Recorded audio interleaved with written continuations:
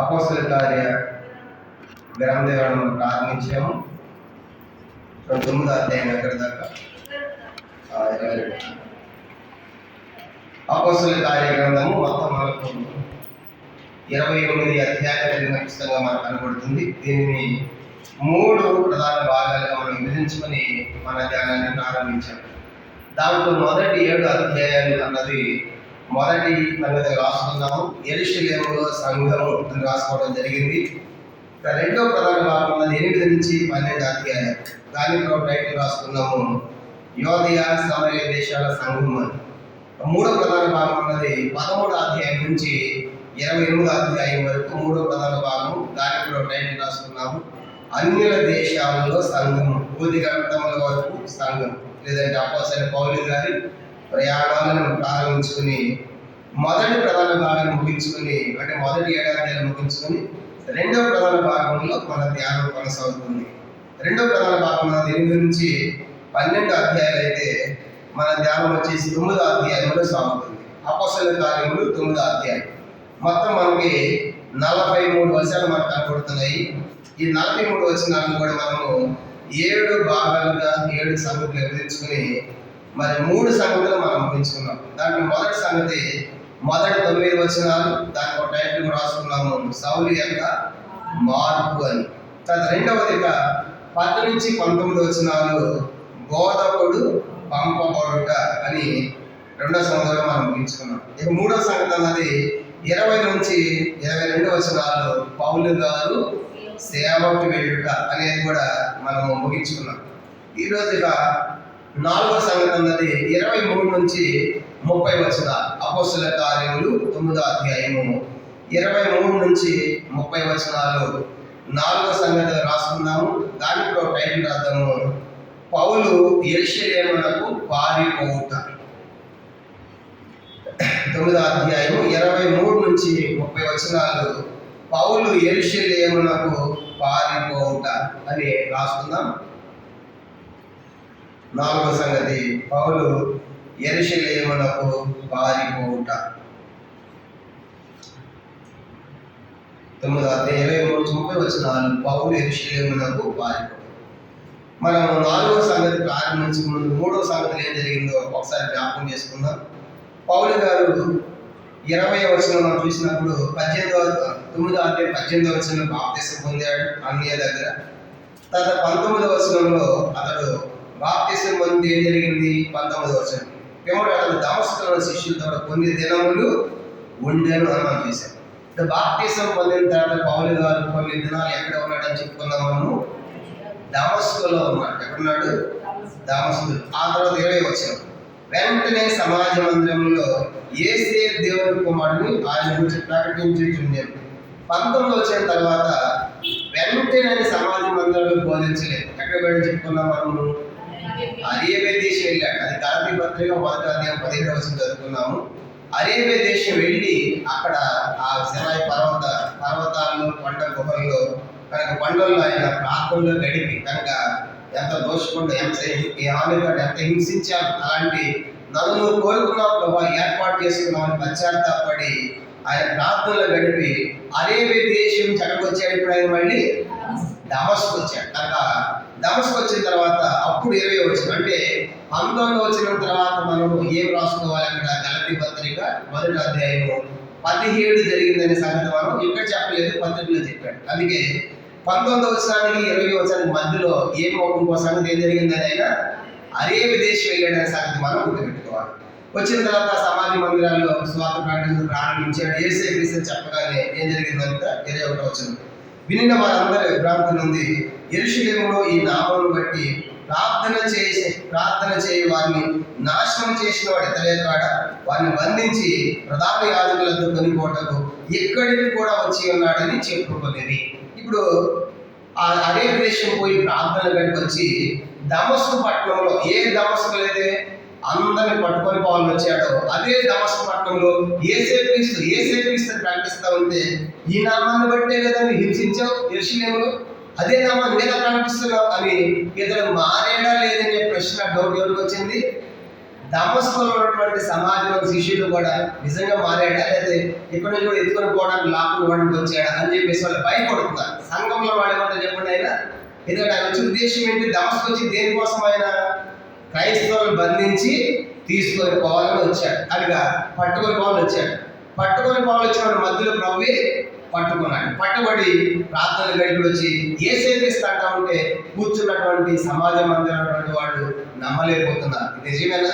లేకుంటే ఇక్కడ కూడా వచ్చిన ఉద్దేశం పట్టుకొని పోవాలనే కదని వాళ్ళు నమ్మలేకపోతున్నారు. 22వ వచనం.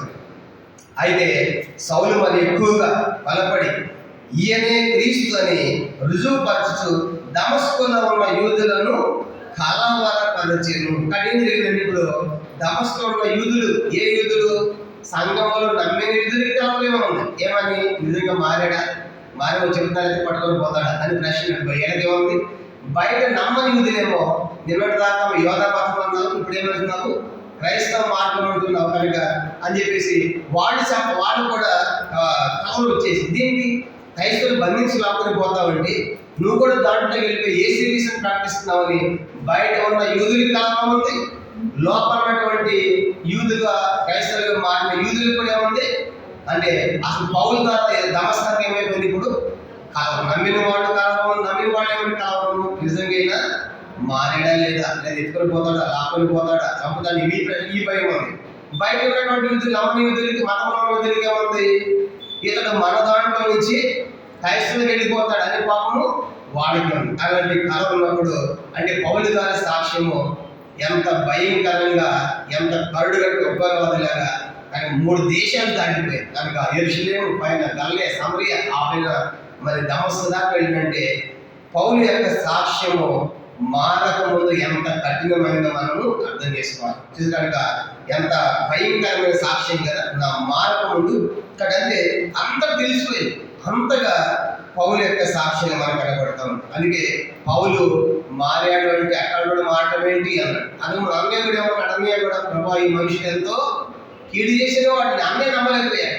ప్రభా నువ్వు వెళ్ళు అని చెప్పేది అన్నయ్య నమ్మాడు. కానీ ఇప్పుడు మిగతా వాళ్ళ కాలం ఉంది.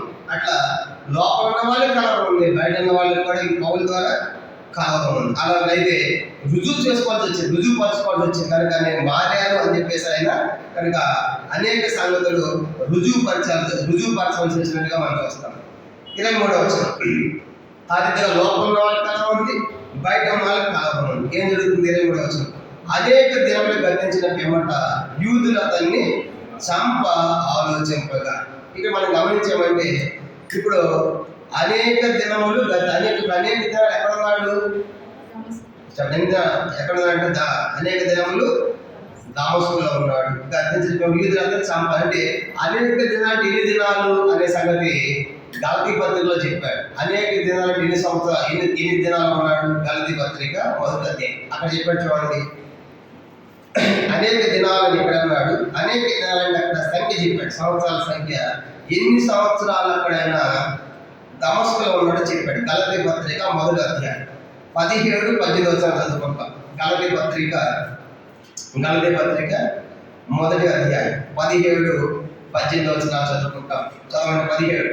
నాకంటే ముందు అపోస్తలులైన వారి వద్దకు యెరూషలేముకు వెళ్ళలేదు, కానీ వెంటనే అరేబియా దేశంలోనికి వెళ్ళి దాన్ని దమస్కు నుంచి ఎక్కడ బయట మారి అదే వెళ్ళి అక్కడ వెంబడి దమస్కు పట్టణం తిరిగి వచ్చింది. ఇప్పుడు ఏం చేశాడు? 18వ వచనం. అటుపైని 3 సంవత్సరాల తర్వాత వ్యాపారం పరిచయం చేసుకోవాలని యెరూషలేముకు వచ్చి అతనిలో కూడా 15 దినములు ఉంటిని. అతని తప్ప అపోస్తలులు మరి ఎవరిని నేను చూడలేదు, కానీ ప్రభు యొక్క సహోదరుడు యాకోబుని మాత్రము చూచితిని. ఇప్పుడు చెప్పండి, ఆయన దమస్కులో ఎంతకాలం ఉన్నాడంట? చెప్పండి, ఎన్ని సంవత్సరాలు? 17 పిమ్మట దమస్కు వచ్చిన తర్వాత అటుపై 3 సంవత్సరాల తర్వాత యెరూషలేముకు పోతున్నాడంటే 3 సంవత్సరాలు ఎక్కడ ఉన్నాడు ఆయన? అరేబియా దేశం ఉన్నాడు, దమస్కులో ఉన్నాడు. ఎన్ని సంవత్సరాలు అంటే ఆయన? 3 సంవత్సరాలు. అంటే అపోస్తలుల కాలం 9-23 వచనాలు కొన్ని దినములు అంటే మనకు సంఖ్య దొరికి ఎన్ని సంవత్సరాలు అంటే ఆయన 3 సంవత్సరాలు దమస్కు పట్టణంలో సేవ చేశాడు. ఆ 3 సంవత్సరాలు అయిపోతే ఎక్కడ పోయాడంటే ఆయన యెరూషలేముకి వెళ్ళాడు. ఎక్కడ పోయాడంటే ఆయన యెరూషలేము. ఎవరు కలవాలని చూడండి అక్కడ 18. కేఫాను పరిచయం చేసుకున్న వాళ్ళని యెరూషలేముకు వచ్చి అతనితో కూడా 15 దినాలు ఉంటుంది. ఇప్పుడు చెప్పండి, యెరూషలేము ఎవరు కలవాలని పోయాడు ఆయన? కేఫ అంటే చెప్పండి, ఎవరికి కేఫ అంటారు? పేతురు కలవాలి, పేతురుని కలవాలి కనుక ఆయన పెద్ద అయిన అపోస్తలు కదా కనుక నేను మారాను కాబట్టి ఆయన కలుసుకుంటే బాగుంటుందని ఈయన దమస్కులో 3 సంవత్సరాల నుండి ఆ తర్వాత యెరూషలేముకు పోయి కేఫాను పేతురు గారిని పరిచయం చేసుకోవాలని వెళ్ళాడు. వెళ్ళి అక్కడ ఎన్ని దినాలు ఉన్నాడంట? చెప్పండి, యెరూషలేము ఎన్ని దినాలు ఉన్నాడు? 15 రోజులు ఉన్నాడు. చెప్పండి, యెరూషలేము ఎన్ని దినాలు ఉన్నాడు? 15 రోజులు ఉన్నాడు. తర్వాత ఏం జరిగింది అక్కడ? అయితే 19 అతని అంటే ఎవరిని? కేఫాను తప్ప అపోస్తలులు మరి ఎవరిని నేను చూడలేదు. ప్రభు యొక్క సహోదరుడైన యాకోబుని మాత్రమే చూచింది. అపోస్తలులు అందరూ ఉండాలి కదా, అపోస్తలులు అందరూ యెరూషలేములో ఉండాలి కదా, కానీ అపోస్తలులు ఎవరు లేరంట. ఒక్క కేఫా గారు చూశాడు అక్కడ. తర్వాత యాకోబు కనుక ప్రభు యొక్క సహోదరుడు యాకోబు అంటే యేసు వారి యొక్క తమ్ముడు అనమాట. యేసు పుట్టిన తమ్ముడు కనుక యేసు తమ్ముడు అని యాకోబుని చూశాడు. కేఫా అంటే పేతురు, ఇద్దరు కనబడి మిగతా అపోస్తలులు ఏమైనా మిగతా అపోస్తలులు సేవకులు తెలియదు, కానీ ఈ 15 దినాలు మిగతా అపోస్తలులు ఎవరు ఆయనకి కనబడి. అంటే ఇప్పుడు చెప్పండి, దమస్కులో ఎన్ని దినాలు ఉన్నాడు? దమస్కులో ఎన్ని రోజులు ఉన్నాడు? 3 సంవత్సరాలు. అక్కడికి ఎక్కడికి పోయాడు? యెరూషలేముకి పోయాడు. యెరూషలేము ఎన్ని రోజులు ఉన్నాడు? 15 రోజులు ఉన్నాడు. ఎవరెవరు కలిశాడు? కేఫా అంటే పేతురుని కలుసుకున్నాడు. తర్వాత ప్రభు యొక్క సహోదరుడు యాకోబు కనుక ఈ యాకోబు ఎవరంటే యేసు ప్రభు తర్వాత పుట్టారు మరియ యోసేపులకు కనుక పిల్లలు పుట్టారు కదా, అట్లా యేసు తర్వాత పుట్టినటువంటి వ్యక్తి అనమాట. అంటే యేసు తమ్ముడు అవుతాడు, బౌద్ధం చేస్తే తమ్ముడు అనమాట. ఈయన యాకోబు పత్రిక రాసింది కూడా ఈయనే. యాకోబు పత్రిక రాసింది కూడా ఎవరు? ఈ యాకోబే కనుక యేసు తమ్ముడే. ఇంకో సంగతి ఏంటంటే యెరూషలేము సంఘానికి ఆయన అధ్యక్షుడు. చెప్పండి, అదే యాకోబు ఎవరంట?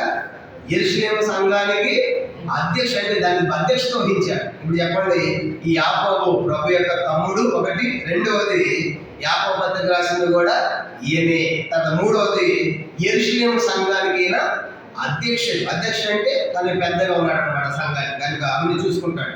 కానీ ఎవరైనా ప్రభు యొక్క సొంత తమ్ముడు కాబట్టి వీళ్ళిద్దరే కలుసుకున్నాడు. కానీ ఇప్పుడు చెప్పాడు అంటే గలతీ అపోస్తలుల కార్యం 9:23లో కొన్ని దినాలు దమస్కులో ఉన్నానంటే ఎన్ని దినాలు? 3 సంవత్సరాలు ఉన్నాడు. ఏం జరిగింది? 9వ అధ్యాయం, అపోస్తలుల కార్యం 9వ అధ్యాయం చూడండి. 3 సంవత్సరాలు కొన్ని దినాలు 23 వచనం, 9వ అధ్యాయం 23. ఇప్పుడు యాకోబు గురించి 3 సంగతులు చెప్పారు. ఈ యాకోబు ఎవరు? చెప్పండి, యాకోబు ఎవరు? ఈయన అపోస్తలుడు కాదు, 12 మందిలో ఒకడు కాదు. ఎవరైనా ప్రభు యొక్క సొంత సహోదరుడు, తమ్ముడు ఒకటి. రెండోది యెరూషలేము సంఘానికి ఈయన అధ్యక్షుడు. మూడోది యాకోబు పత్రిక రాసింది కూడా ఈయనని. 3 సంవత్సరాలు గుర్తుపెట్టుకోండి. ఇప్పుడు ఏం జరిగిందంటే కొన్ని దినాలంటే 3 సంవత్సరాల ఏం జరిగింది? మన తర్వాత 23వ వచనం, అపోస్తలుల కార్యములు 9వ అధ్యాయం 23. అనేక దినములు గతించిన పిమ్మట యూదులు అతని చంప ఆలోచింపగా. ఇది చెప్పిన అనేక దినములు అంటే 3 సంవత్సరాలు. ఈ 3 సంవత్సరాలు ఎవరు ప్రకటిస్తున్నాడు సమాజ మందిరాల్లో? యేసే క్రీస్తు. కానీ ఆయనే మెస్సయ్య అని చెప్పేసి ప్రకటిస్తూ ఉంటే యూదులు అనుకున్నారు ఇతను చంపాలి అనుకున్నారు. ఎప్పుడు ఏం చేశారంటే ఇతన్ని చంపాలనుకున్నది ఎవరు? మతములో ఉన్న యూదులు. బయట ఉన్నవాడు, నమ్మనివాడు, యేసు నమ్మనివాడు. ఇదేంటి మన యూద మతం నుంచి క్రైస్తవులకి వెళ్ళిపోయాడు కనుక యేసే క్రీస్తుని ప్రకటిస్తారు కాబట్టి ఇతను చంపాలనుకున్నారు అని ఆలోచిస్తూ ఉన్నారంట. 24వ వచనం, వారి ఆలోచన సౌలునకు తెలియవచ్చెను. వారు అతను చంపవలెనని రాత్రి పగళ్ళు ద్వారముల యొద్ద కాచుకొనుచుండిరి. చూడగలిగా చంపాలనుకున్నాడు అనే సంగతి సౌలు గారికి అర్థమైపోయింది.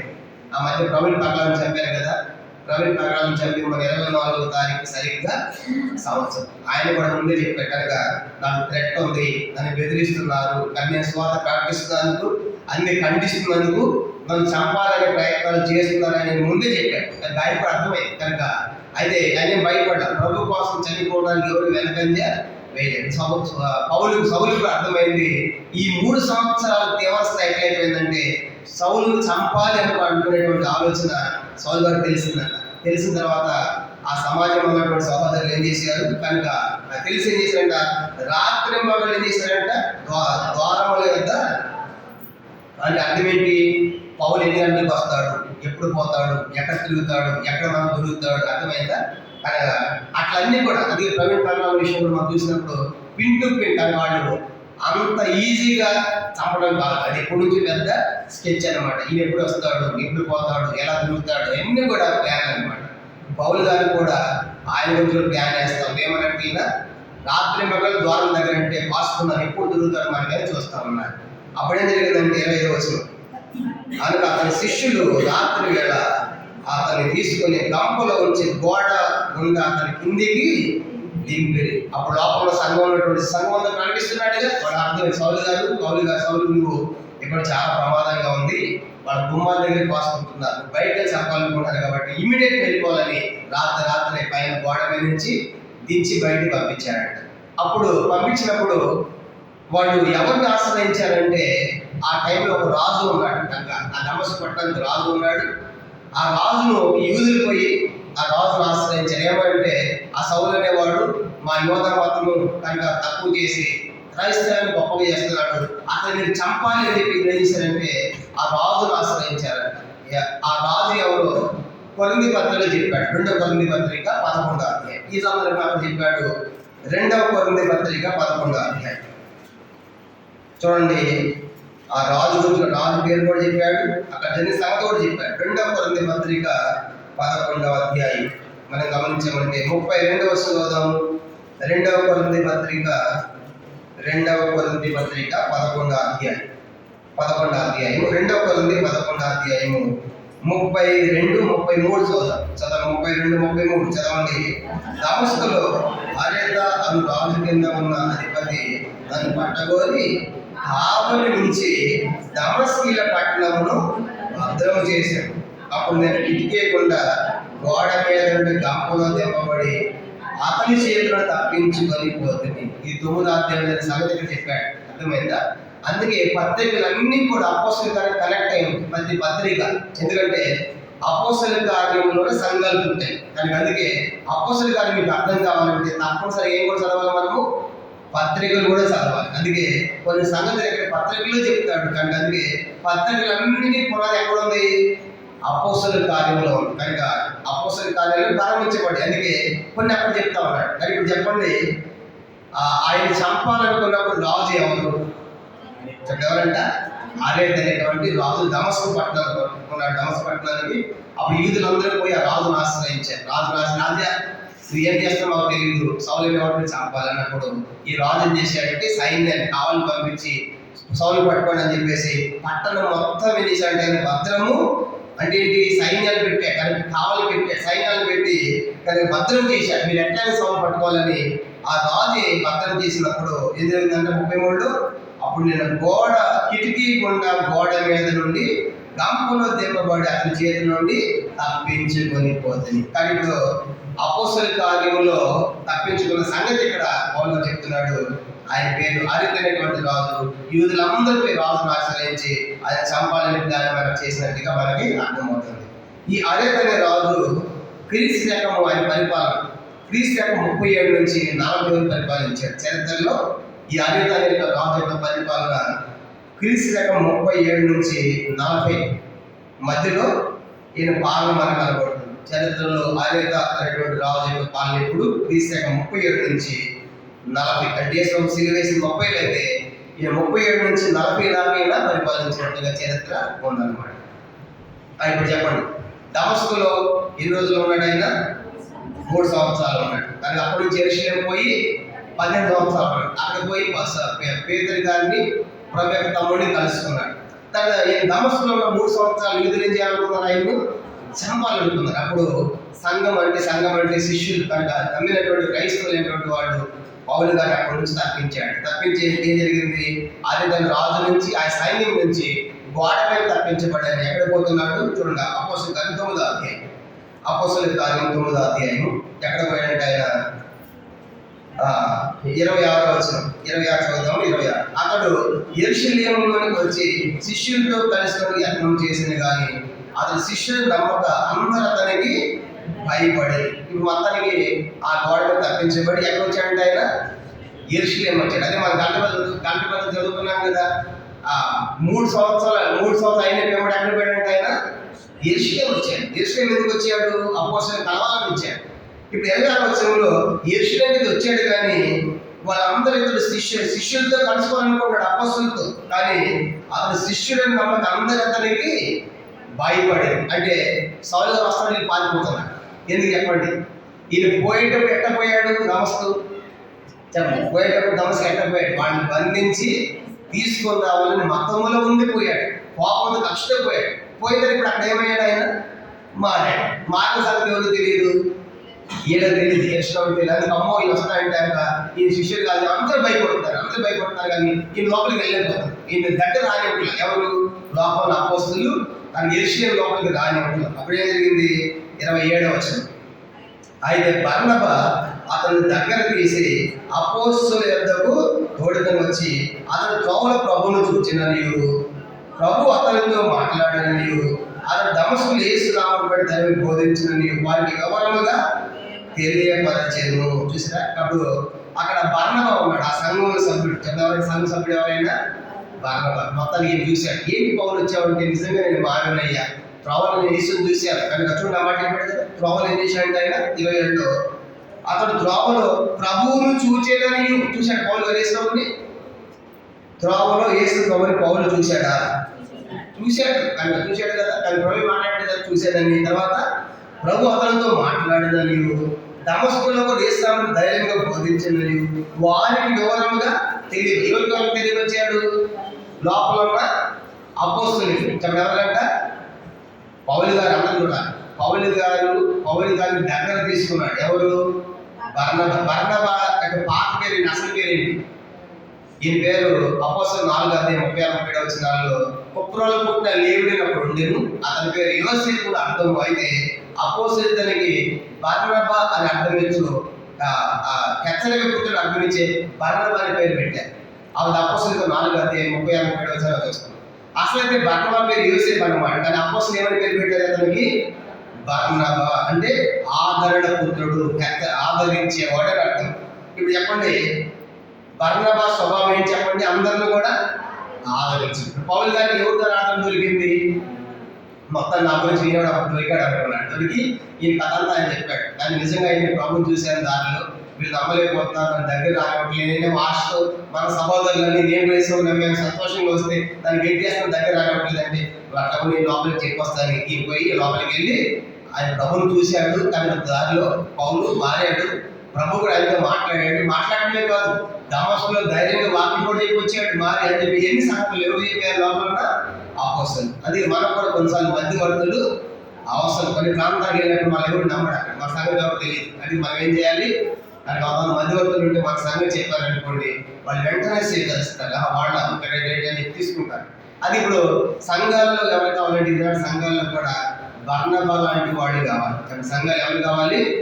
బర్నబా అంటే ఏం చేస్తారు? వాళ్ళంతా ఆదరిస్తారు. అందుకే బోర్డు ఏం పెట్టాలంటే, ఈ సంఘంలో బర్నబాలు కావాలి. చెప్పండి, ఏ సంఘంలో? ఈ సంఘాల్లో పెద్దలు ఉంటున్నారు, పరిచారాలు ఉంటారు, కానీ ఎవరు లేరు చెప్పండి? బర్నబాలే, ఆదరించేవాళ్ళు. కొన్నిసార్లు పెద్ద సమాజంలో చూసినప్పుడు 600 700 మంది వస్తారు కనుక కొన్ని సంఘాలు, అక్కడ దైవ సేవకుడు అందరికీ కావడానికి వీలు ఉండదు కొన్నిసార్లు. కానీ ప్రార్థన చేయడానికి టైం ఉండదు. కానీ హడవడి వెళ్ళిపోతారు కదా 600 మంది. కానీ నేను ఎన్ని సంఘాలకి వెళ్ళి చూసినప్పుడు ఎంతమంది వస్తారు కావలేదు. కానీ కొన్నిసార్లు ఏంటి అంటే, అలాంటి పరిస్థితుల్లో వాళ్ళకి ఆదరించే ఒక బర్నబా లాంటి సంఘములు పెద్దలైన వారు ఉంటే కూడా ఎంతో మంచిది. కాబట్టి వాటి ప్రతి సంఘములు కూడా బర్నబా లాంటి అర్థం కలిగిన వారు ఉంటే, అర్థం చేసుకునే వాళ్ళు ఉంటే ఆ సంఘాలు ఎంతో క్షేమాన్ని పొందుతాయి. కాబట్టి ఆస్త పౌలు గారు వచ్చాడు, వాళ్ళ ఆటలు వెళ్ళిపోతుంటే బర్నబా అక్కడ మొత్తం తెలుసుకుని ఈ సంగతంతా వివరంగా అపోస్తలులు చెప్పాడు. ఆయన నిజంగా మారాడు, ప్రభువుని చూచాడు, ప్రభువుతో మాట్లాడాడు, యెరూషలేములో సువార్త ప్రకటించే సంపాదనకు వచ్చాడు అని చెప్పగానే లోపల తీసుకున్నారు. ఏం జరిగింది? 28వ వచనం 9వ అధ్యాయం 28. అతను యెరూషలేములో వారితో కూడా వచ్చిపోవచ్చు, ప్రభు నామమును బట్టి ధైర్యముగా బోధించు, గ్రీకు భాషను మాట్లాడి యూదులతో మాట్లాడుచు తర్కించుచుండెను. వారు అతన్ని చంప యత్నము చేసేది కానీ సహోదరులు దీన్ని తెలుసుకుని అతన్ని కైసరుకు తోడుకొని వచ్చి తార్సునకు పంపిణీ. ఇప్పుడు ఏం జరిగిందంటే, లోపల తీసుకున్నారు. వాళ్ళకి అర్థమైపోయి పౌలు గారు మాట్లాడండి. మారిన వ్యక్తి మరి మౌనంగా ఉంటాడా? మారిన వ్యక్తి ఏం చేస్తాడు? మౌనం ఉంటాడు. వచ్చిన వాళ్ళందరూ వృద్ధులది చెప్తాడు. ఏమని?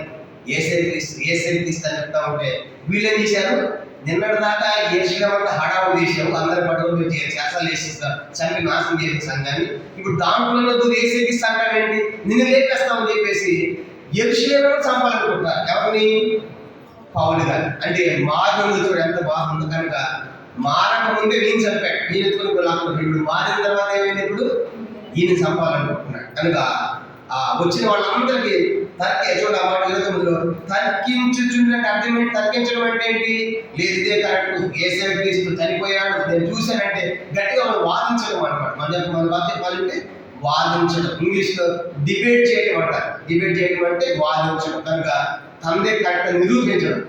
ప్రైవేట్ పర్యాలను చంపిన ఉద్దేశం ఏంటంటే ఆయనకి ఎవరు వాదించలేకపోయాడు, అంత బాగా చదువుకున్నాడు, ప్రతి దానికి చక్కగా సమాధానం ఇస్తున్నాడు, ఎదుటి వారిని నొచ్చుకోకుండా అది సత్యమైనట్టు ఒప్పింపు చేస్తున్నాడు. అందుకే చేసంటే ఎట్లాంటి వాడు ఉంటే మన ప్రమాదం చదివేశాడు. అర్థమైందా? ఇప్పుడు సౌలు గారు కూడా వచ్చిన వాళ్ళందరూ తర్కించడం అంటే నేను చూశాను ప్రభు నాతో మాట్లాడాడు, మీరు కూడా నమ్మండి అని చెప్తా ఉంటే వీళ్ళందరూ యెరూషలేము కాగిపోయింది.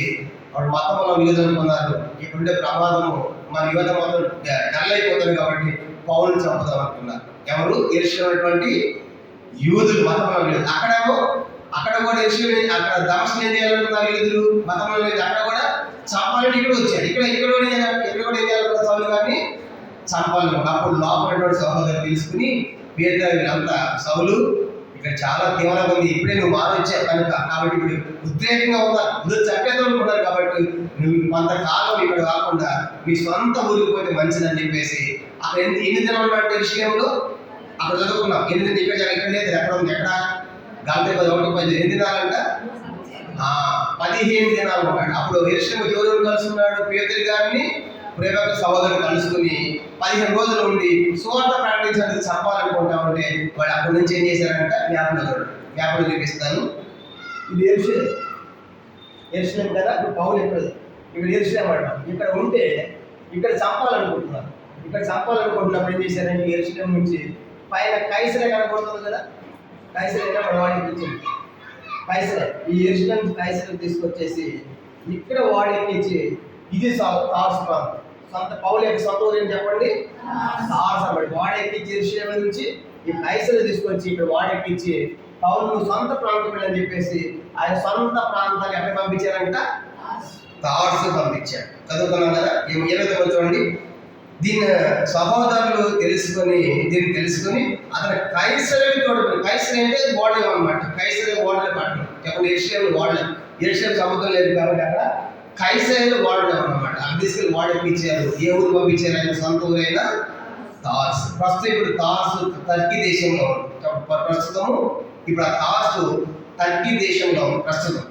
కాబట్టి అది పౌలు గారు ఇప్పుడు ఏ ఊరికి పోయాడు? తన సొంత ప్రాంతమైన తార్సుకు వెళ్ళాడు. దీంతో మనకి 4వ సంగతి ముగించబడింది. అపోస్తలుల కార్యములు 9వ అధ్యాయం 23 నుంచి 30 వచనాలు ఏమని రాసుకున్నాము? పౌలు యెరూషలేమునకు పారిపోవుట అనేది 4వ సంగతి ముగించబడింది. ఇది 4.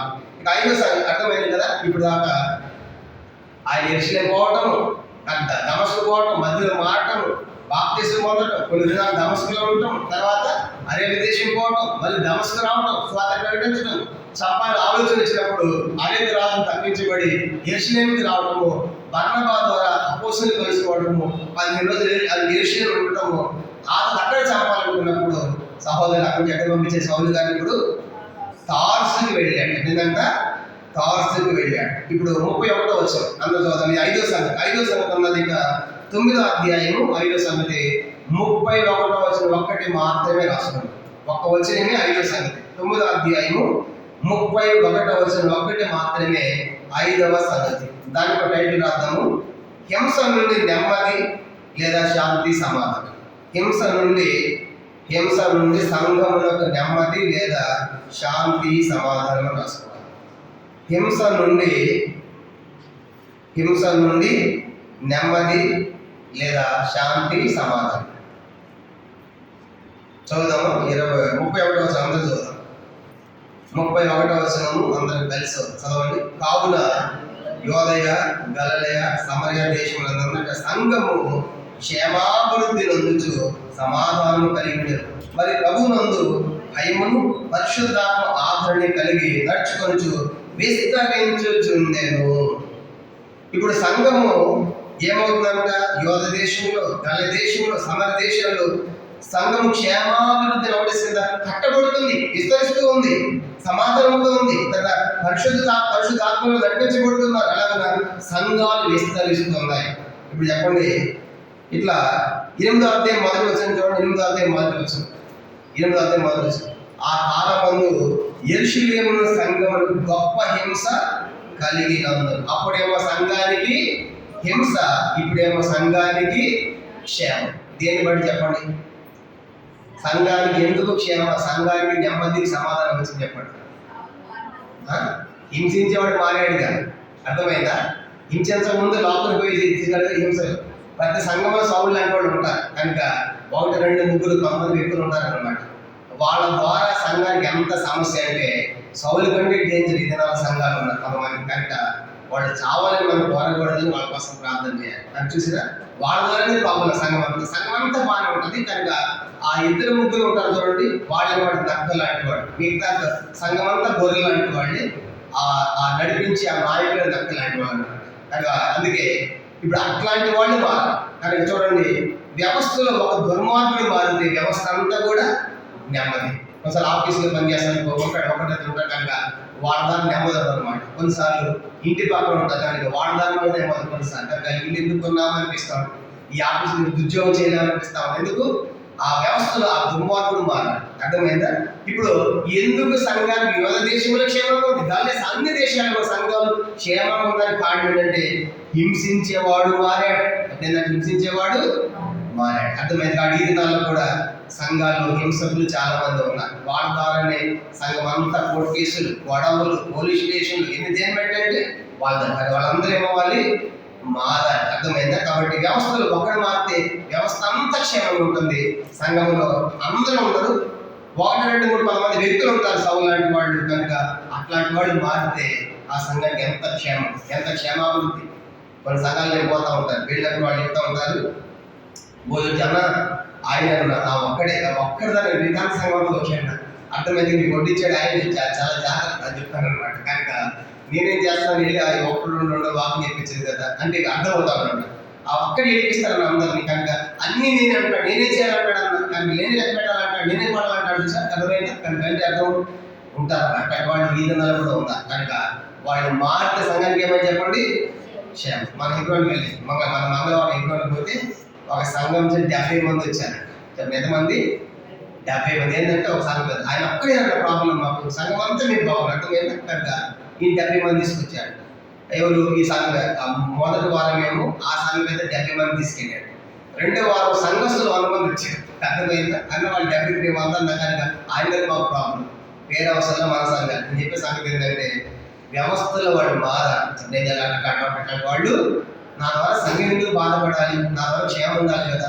నేను సంఘానికి క్షేమాన్ని కలిగించాలి కానీ సంఘాన్ని నేను నష్టము చేయకూడదు, సంఘానికి అభ్యంతరం ఉండకూడదని మనం తీర్మానం చేస్తాం. ఎప్పటికైనా సరే సంఘంలో సేవకులు కానీ పరిచర్యకు కానీ సంఘానికి మనము వ్యతిరేకంగా మనము చేయకూడదు. వాళ్ళు మారాలి. ఇప్పుడు మారినందుకు చెప్పండి, పౌలు గారు మారినందుకు ఏమైందంటే సంఘాలన్నీ కూడా క్షేమం అంటే మన ద్వారా సంఘానికి సమస్య లేకుండా చూసుకోవాలి. ఎప్పుడైతే మన ద్వారా ప్రభావ నేను కానీ నా కుటుంబం కానీ సంఘానికి అభ్యంతరంగా ఉండకూడదు. ఎందుకు ప్రభావం అన్నాడు కదా, ఈ ఎవరి అభ్యంతరం వచ్చిన మనుషునికి శ్రమ అన్నాడు. కాబట్టి ప్రభావ నేను సంఘానికి అభ్యంతరంగా ఉండకూడదు. నేను నా కుటుంబం కనుక సంఘానికి దోహదపడాలి, అభివృద్ధి కోసం న్యాసపడాలి కానీ సంఘాన్ని హింసకుల్లాగా తయారకూడదు అనేది మరి జ్ఞాపకం చేయబడి దీంతో 5వ సంగతి ముగించబడింది. 6వ సంగతి అన్నది 32 నుంచి 35 వచ్చిన అపోస్తలుల కార్యములు 9వ అధ్యాయం 32 నుంచి 35 వచనాలు 6వ సంగతిగా రాసుకుందాం. 32 నుంచి 35 వచనాలు 6వ సంగతి. దానికి ఒక టైటిల్ రాద్దాము, పేతురు గారి సువార్త యాత్ర. పేతురు గారి సువార్త యాత్ర. 32 నుంచి 35 వచనాలు పేతురు గారి సువార్త యాత్ర. పేతురు గారి సువార్త యాత్ర ప్రారంభిద్దాం. 32 వచనం అపోస్తలుల కార్యములు 9వ అధ్యాయం 32 చూడండి.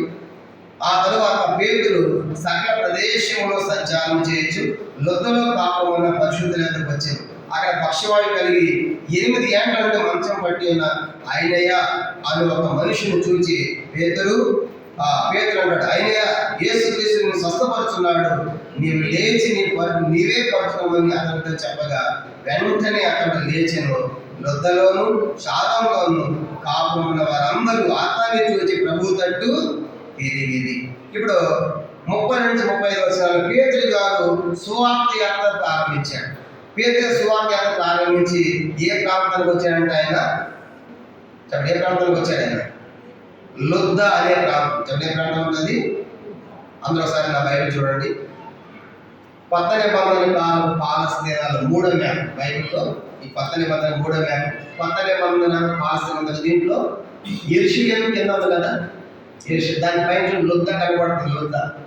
లొద్ద అనే ప్రాంతం. ఇప్పుడు పేతురు గారు యెరూషలేం నుండి ఆ ప్రాంతం తిరుగుకుంటా లొద్ద అనే ప్రాంతానికి వచ్చాడు.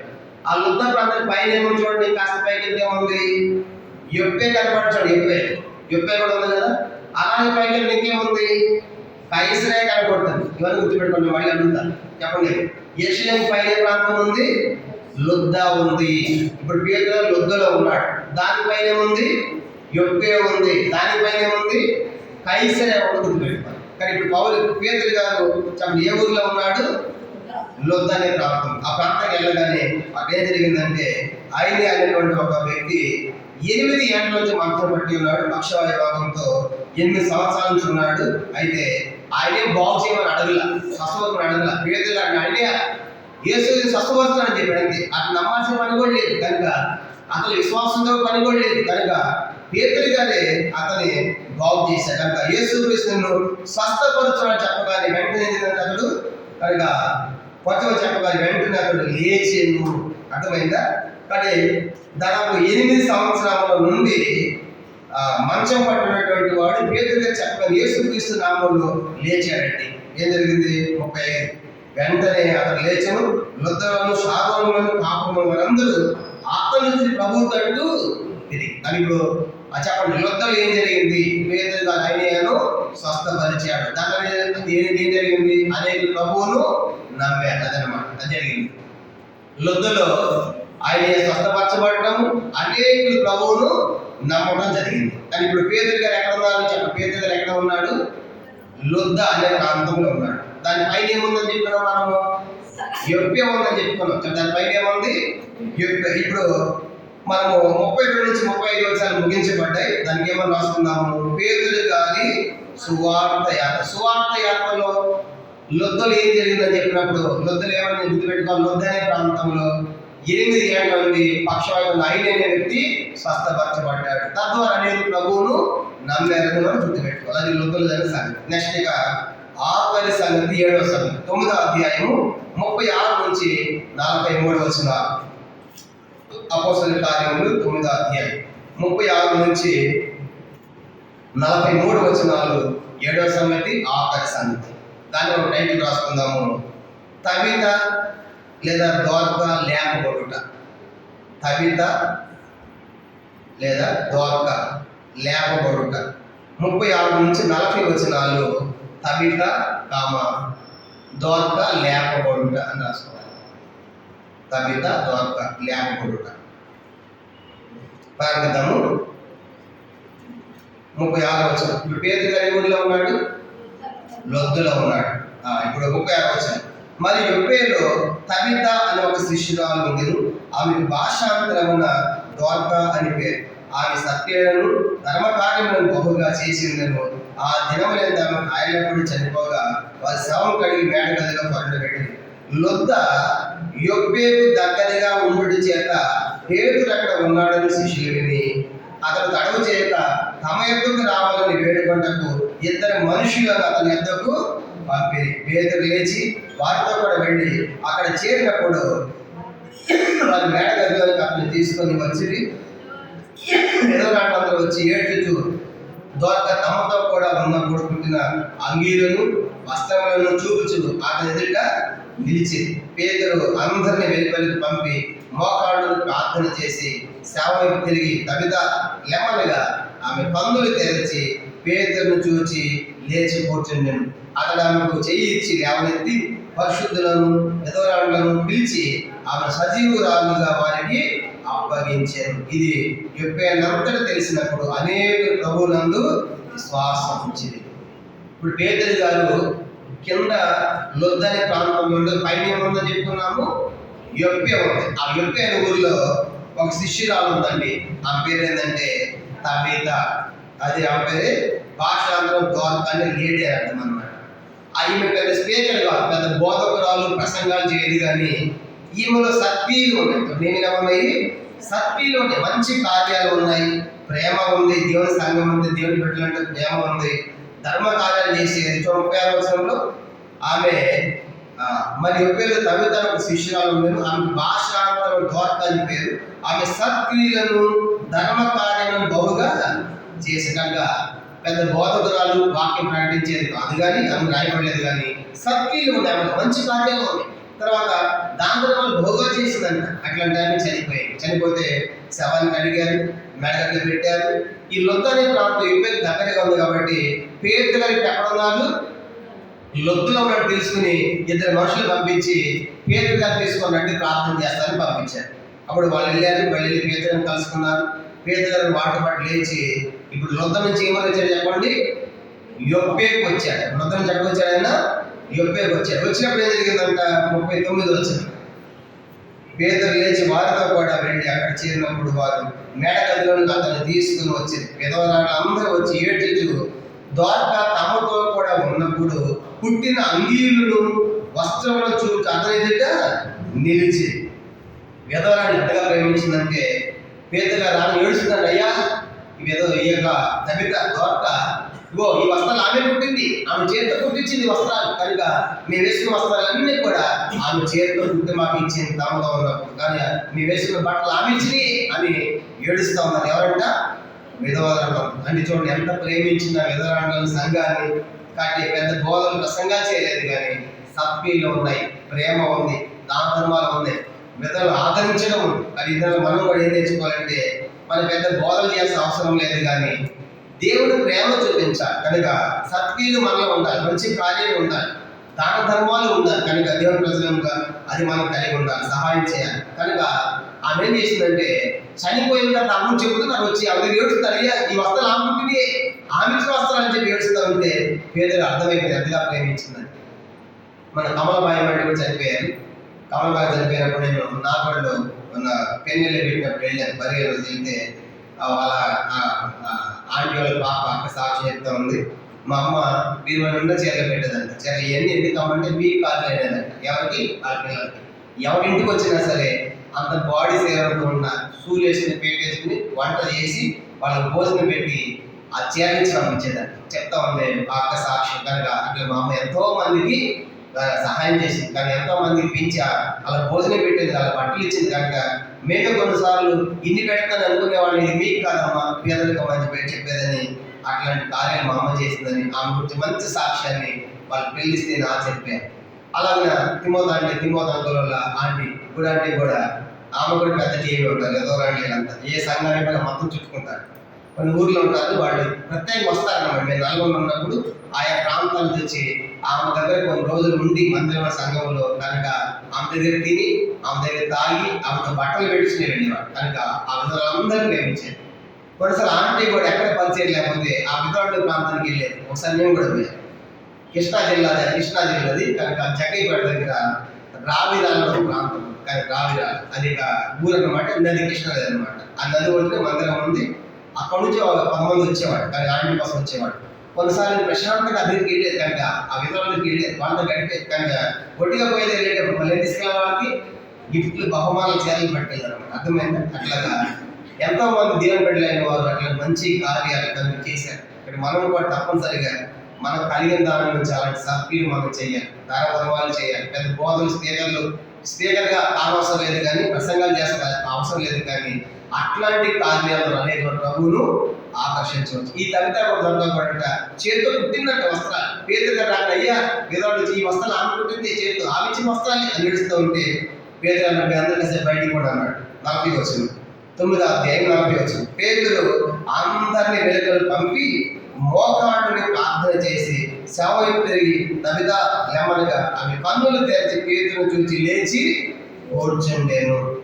అతను ఆమె చేయించి లేవనెత్తి పరిశుద్ధులను విధవరాలను పిలిచి ఆమెను సజీవురాలుగా వారికి అప్పగించాను. కనుక పేతురు గారు ఇప్పుడు యుద్ధలనేమో పక్షవాయువుతో 8 సంవత్సరాల నుంచి పడిన వ్యక్తిని బాగు చేశాడు, లేవనెత్తాడు.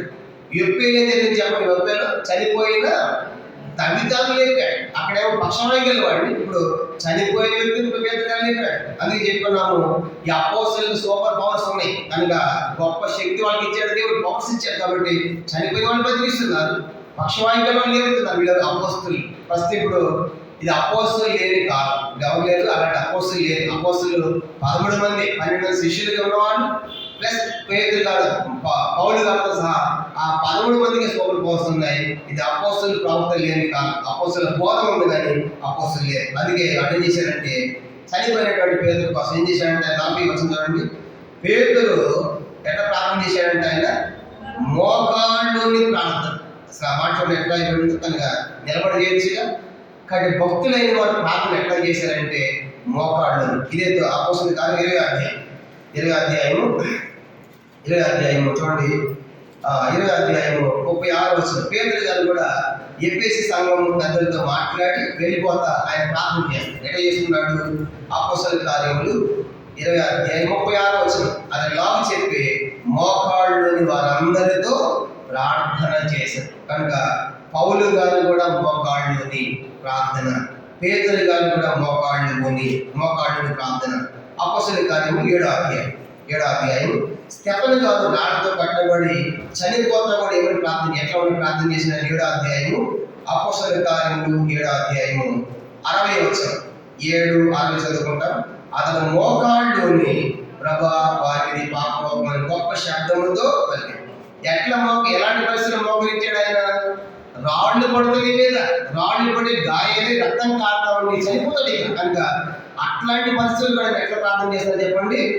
మోకాళ్ళు. కనుక స్టెఫను గారు మోకరించి ప్రార్థన, పేతురు గారు మోకరించి ప్రార్థన, పౌలు గారు మోకరించి ప్రార్థన. దానిలో మధ్య 6:10 వచనంలో ఇటు శాసనం సంతకం చేయబడని తెలిసినాను దాని కుమారు యథాప్రకారంగా ఇంటికి మోకాళ్ళుని ప్రార్థన చేశారు. దానిలో 6:10 చూస్తాము. దానియేలు ఎట్లా ప్రార్థన చేశాడు? ఆయన కూడా మోకరించి, దానియేలు మోకరించి, పేతురు మోకరించి, పౌలు మోకరించి, స్టెఫను మోకరించి, వారికి యేసు ద్వారా మోకరించాడు ప్రార్థనలు. లూకాసు వార్త 22వ అధ్యాయం. లూకాసు వార్త ప్రభు వారు కూడా ఆయన మోకరించి ప్రార్థిస్తాడు. సంపూర్ణమైన మనుషుడిగా, సంపూర్ణమైన దేవుడు ఉన్న కాలంలో ఆయన ప్రార్థించాడు. 22వ అధ్యాయము 41వ వచనం. లూకాసు వార్త 22:41. వారి వద్ద నుండి రాతి మీద దూరం వెళ్ళి మోకాళ్ళుని చూసా యేసు వారు కూడా మోకరించాడు. దీన్ని బట్టి మనకి ఏమర్థమవుతుందంటే ప్రార్థన ఎట్లా చేయాలి చెప్పండి? మనము మోకరించి ప్రార్థన చేయాలి. ఇది అందరికీ అభిషేకం అయిపోయింది కనుక కుర్చీల్లో కూర్చోవటం, కుర్చీలోని ప్రార్థన, నిలబడి ప్రార్థన, కాళ్ళు పట్టకపోయి ఆపరేషన్ అనారోగ్యం పర్వాలేదు కానీ అన్ని కాళ్ళు చేతులు బాగుండి మోకరించడానికి ఏమి రోగం? మనకి దేవుని సన్నిధికి వచ్చి దేవుని మీద మోకరించేది 97వ కీర్తన చదువుతాం కదా, 5వ వచనం. రండి నమస్కారం చేసి సాగిలపడదాం, మనం సృజించిన యెహోవా సన్నిధిని మోకరించడం. సృజించిన దేవుడు కదా, కనుక అది మనం నిర్మించిన వాడు కదా. అంత గొప్ప దేవుని దగ్గరికి వచ్చిన ఎట్లా ఉండాలి? మనము సాగిలపడాలి. అసలు భక్తులైన వారు ఆయన చూడగానే ఆయన పాదన సాగిలపడుతున్నారు సచిన వారి వల్ల. ప్రకటన మొదటి అధ్యాయము 17వ వచనం. ప్రకటన 1:17. నేను ఆయన చూడగానే చచ్చిన వారి వలె ఆయన పాదముల యొద్ద పడింది. చూసినా భక్తులైన వారు ప్రార్థన చేసామంటే సచ్చిన సాగిలపడటం, సచిన వాడిని సాగిలపడటం అంటే పూర్తిగా ఆయన సాగిలపడుతారు దేవుని. కానీ ఈ రాత్రి మనం జ్ఞాపకం చేసుకోవాలి, మనం కూడా భక్తుల్లా ప్రార్థన ఎట్లా చేయాలి? మనం కూడా మోకరించి చేయాలి ప్రభా. కనుక అట్లాంటి కృపణాలు దయచేయి. కాబట్టి ఈ దినాల్లో కనుక ఒక ఆఫీసులో మన పై ఆఫీసర్ ముందే మనం కూర్చోలేము. చూడండి, ఏదైనా డ్యూటీ చేస్తాం జాబ్, నీకంటే పై ఆఫీసర్ వచ్చేటువంటి పెద్ద ఆయన బాస్ ఏం చేస్తాం? కూర్చుంటాం, దాంట్లో లేచి ఏం చేస్తాం? ఆయన ముందు చెడు కట్టుకుంటాం. ఆయన పోయిందా కూర్చుంటే కొట్టు, కూర్చోమనబడి లేదు సార్ ఎందుకు ఇక్కడ పెద్ద ఆయన ముందు బాగానే నిలబడతాం. ఎక్కడేమైంది దేవుని మందిరానికి. కానీ ఒక ఉద్యోగస్తులు ఒక ఉద్యోగంలోనే ఒక సామాన్యమైన మనిషి ముందే మనం అంత గౌరవించి కనుక దాని కూర్చోవడం మనం నిరాకరిస్తామని అట్లాంటిది దేవుని సన్నిధిని ఎంత భయం ఉండాలి. అందుకే యేసువారు మోకరించారు, పౌలు మోకరించారు, పేతురు, దానియేలు, స్టెఫెను అందరూ మోకరించడం చూసామంటే మోకరించే ప్రార్థన అద్భుతాలు మనం చూస్తాం. ఇద్దరు ఎందుకు మనం అంటే అసలు ప్రార్థనకి ఎప్పుడు మోకాళ్ళు వేస్తాం కాబట్టి మోకరించేయలేకపోతాం. కానీ మోకాళ్ళ ప్రార్థన అందుకే భక్తుడు ఎవరి మోకాళ్ళు నల్లగా ఉంటాయో వారి మొఖాలు తెల్లగా ఉంటాయి. కానీ మోకాళ్ళు నల్లగా ఉండడం ఏంటి? మోకరించి కాయలు కట్టిపోయి కనుక మోకరించి 24 గంటలు కూడా అట్లా కాయలు కట్టిపోయినటువంటి నల్లగా ఉన్నటువంటి మోకాళ్ళు వారి ప్రార్థనలో తెల్లగా అయిపోతాయి. కానీ ఇప్పుడు మనకి ఏమర్థమవుతుందంటే మనం కూడా ప్రార్థన తప్పనిసరిగా మోకరించి చేయాలి అనేది మనం నేర్పించబడుతుంది. అపోస్తలుల 9వ అధ్యాయం తల్లిదండ్రులు లేపాడు కనుక ఆమె లేపిన తర్వాత ఏం జరిగిందంట 42వ వచనం చదువు ముగిద్దాం. 42-43 ఇది చెప్పే అన్నంతా తెలిసినప్పుడు అనేకులు ప్రభువునందు విశ్వాసం ఉంచి ఈ సంగతి తెలిసిన చనిపోయినామని చెప్పే అంతా తెలిసినప్పుడు అనేకులు అమ్మ ఇయ్యడు గొప్ప దేవుడు అని అనేకులు ప్రభువునందు విశ్వాసం ఉంచారు, నమ్మారు. 43 పేతురు యొప్పేలో సీమోను ఒక చర్మపాలు మీద బహుదినములు నివసించాడు. ఆమె చనిపోయిన లేపి పేతురు గారు అక్కడే చాలా దినాలు ఉన్నాడు. ఎక్కడున్నాడు? యొప్పేలో ఉన్నాడు. చెప్పండి. ఆయన యెరూషలేము నుంచి ఆయా ప్రాంతాలు తిరుగుకుంటే ఎక్కడికి వచ్చాడు? లొద్దకు వచ్చాడు. లొద్దని ప్రాంతం గురించి ఏం చేశాడు? 8 ఏళ్ళ నుంచి పక్షవాదులు ఆయనను స్వస్థపరిచాడు, అనేక ప్రభువును నమ్మారు. ఆ లొద్ద నుంచి ఎక్కడికి వెళ్ళాడు? నెక్స్ట్ ఆయన లొద్ద నుంచి ఏ ప్రాంతానికి వెళ్ళాడు? యొప్పేకి వెళ్ళాడు. యొప్పేలో ఏం జరిగింది అంటే యొప్పేలో తబితా ద్వారా ఏమైపోయిందంటే ఆమె చనిపోయిన బ్రతికించాడు. తర్వాత ఆమె దాన ధర్మాలు చేసినటువంటి ఆమె విధవరాలకు సహాయం చేసి ప్రేమ చూపించింది కనుక అట్లాంటి ఆమె చనిపోయినప్పుడు పేదలు గారు ఆమెను బ్రతికించేది మనము చూస్తాం. దాని ద్వారా ఏమైందంటే అనేక ప్రభునందు విశ్వాసం ఉంచారు. కానీ ఇప్పుడు పేదలు గారు యొప్పేలోనే ఉన్నాడు. నెక్స్ట్ ఏం జరిగిందో 10వ అధ్యాయము వచ్చే వారం మనం చూస్తాం. ఒక మాట చదివి ముగిద్దాము. 10వ అధ్యాయం చూడండి. ఇప్పుడు సందర్భం వచ్చింది కాబట్టి అది చదివి మనం ముగిద్దాము. ఇట్లీ మొదటి వచ్చిన ఇట్లీ పట్టణంలో శతాధిపతి కొర్నేలియు భక్తుడు కైసరయలో ఉండేను. చెప్పే కైసర ఎక్కడ నుంచి చెప్పుకున్నాము? అది జ్ఞాపకం. నది కింద లొద్ద యెరూషలేము దానిపైన లొద్ద, దానిపైన యొప్పే, దానిపైన అంటే పేతురు గారు ఆ గ్రూప్లో పోతున్నాడు. అందుకని జరిగింది కనుక అక్కడ ఏం జరిగిందో మనం వచ్చే వారం మనం చూద్దాం. 9వ అధ్యాయం మనకి ముగించబడి 9వ అధ్యాయం మొత్తము 7 సంగతులు అని చెప్పాము. మొదటి 9 వచనాలు మొదటి సంగతి దానికి ఏమని రాసుకున్నాము? సౌలు యొక్క మార్పు. మొదటిది.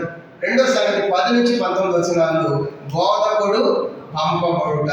మూడో సంగతి 20 నుంచి 22 వచనాలు పౌలు గారు సేవకు వెళ్ళుట. నాలుగవది 23 నుంచి 30 వచనాలు పౌలు యెరూషలేమునకు పారిపోవుట.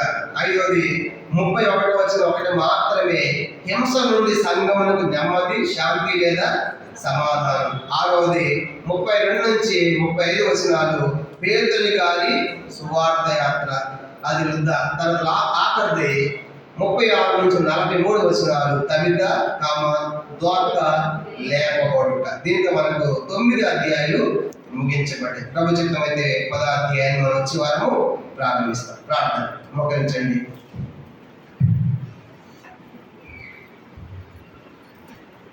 ఈ రాత్రి వాక్య వెలుగులో మనం కూడా ఒక మంచి